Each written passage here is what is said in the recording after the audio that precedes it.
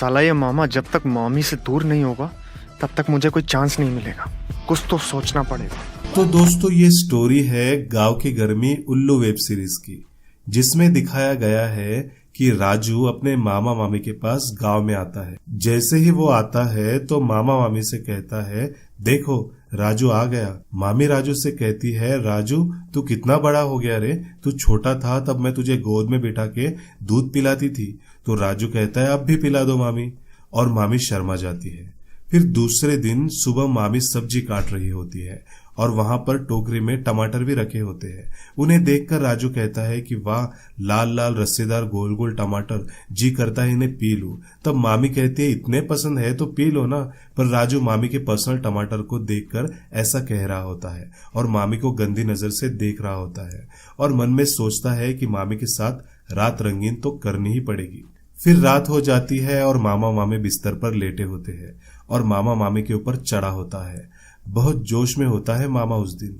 मामी कहती है, क्या बात है, आज कौन सी जड़ी बूटी खाकर आए हो? तो मामा कहता है, एक खास जड़ी बूटी खाकर आया हूँ, दिखाता हूँ तुम्हें कितनी बारूद है मुझ में। और दोनों जमकर खेल शुरू कर देते हैं। अचानक राजू का ध्यान चला जाता है और वो मामा मामी का सारा खेल खिड़की से छुपकर देख लेता है और उससे बहुत बुरा लगता है बेचारे को। फिर राजू सोचता है, साला मुझे कुछ तो करना ही पड़ेगा।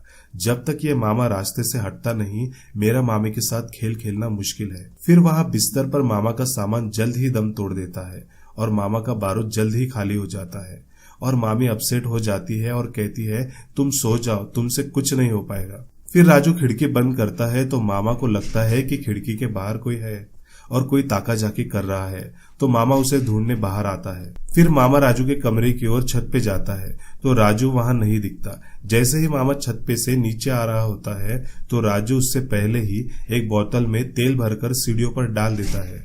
मामा का पैर उस पर पड़ता है और मामा जमकर सीढ़ियों से गिर जाता है। फिर राजू और मामी दोनों आते हैं और मामा को उठाकर बेड पर लेके जाते हैं और डॉक्टर को बुलाते हैं। डॉक्टर आता है और कहता है कि डरने की कोई जरूरत नहीं है, बस ये मेडिसिन इनको खिलाओ और 30 दिन तक इनको बेड पे से मत उठने देना। फिर क्या, राजू का मिशन सक्सेस हो जाता है। दूसरे दिन सुबह मामी और राजू घास काट रहे होते हैं तो मामी राजू को कहती है, थोड़ा दम लगाओ। तो राजू कहता है, दम तो बहुत है पर कोई मौका तो दे लगाने का। फिर मामी कुछ काम कर रही होती है और उनका पल्लू नीचे गिरता है और राजू उनके सामान को गंदी नजर से देखकर खुश होता है। फिर रात में मामा मेडिसिन खाकर मरे हुए भैंस की तरह लेटा हुआ होता है। मामी उसको उठाती है पर वो उठता नहीं। फिर मामी कहती है, मैं सोने जा रही हूँ, कुंडी खुली है, अगर आना हो तो बाद में कमरे में आ जाना। और मामी बिस्तर पर लेट जाती है। वहीं साइड में एक गंदी किताब पड़ी हुई होती है। मामी उसे उठाती है और कहती है, यही सब पढ़कर राजू के मामा के बंदूक में दम नहीं रहा, कल सुबह उन्हें अच्छा बताती हूँ। फिर थोड़ी देर बाद मामी खुद वो किताब पढ़ने लगती है और खुद ही गर्म हो जाती है और फिर अपने ही हाथों से अपना काम कर रही होती है। और वहां राजू मामा के पास जाकर कहता है कि मैंने तुम्हें नींद की मेडिसिन खिला दी है, अब तुम सुबह तक उठ नहीं पाओगे। और फिर राजू मामी के कमरे में जाता है और देखता है कि मामी हाथ से काम चला रही है। तो राजू कहता है कि मैं कुछ मदद कर दूं। तो मामी हड़बड़ा जाती है और कहती है कि तुम चले जाओ यहाँ से, नहीं तो मैं तुम्हारे मामा को बुला लूंगी।